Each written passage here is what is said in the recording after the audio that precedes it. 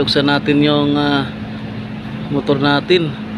Check yung belt ng Honda Beat natin mga lods. So far okay naman siya. Walang naikot ko na yan mga lods. Yan wala pa siyang ibig sabihin wala pa siyang buo. Wala pang crack. O may lamat siya na wala pa. Check natin mga lods. Hindi natin na pakita na video paano pagbukas. Pero madali lang naman to mga lods. Ito lang mga bolts niya. Itong mga tornilyo niya. Madali lang mga lods. Tututunan ko lang sa tutorial sa mga nabablog sa YouTube.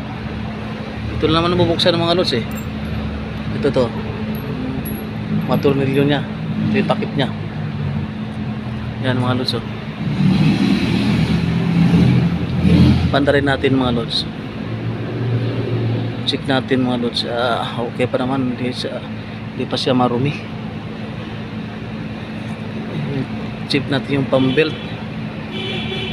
ng Honda Beat natin mga lods. Siyempre check natin to. Ito ang importante mga lods. Yung wala siyang lamat, kuya punit, maliit. Kasi pagka may konting guhit na yan, dyan na mag-umpisa mga lods bibigay. Kasi nadala na ako eh. Dati naputulan ako ng pambelt mga lods. Hindi ko na-check.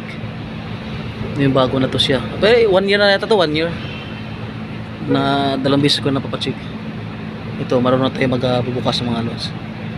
May gamit naman. Ito gamit. Yung size to. Sa ito mga lods 12 yata size nito. Na-order ko lang sa TikTok. Yan mga lods oh. Pandarin natin mga lods ah.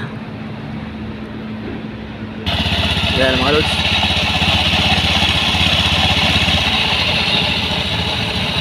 Hindi ba sa maingay mga lods diba?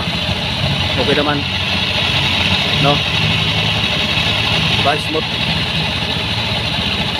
Good mga lods. Yan pakita natin. Ngayon ibabalik natin ito mga lods. Hindi ko na ipapakita to kung paano pagtakip.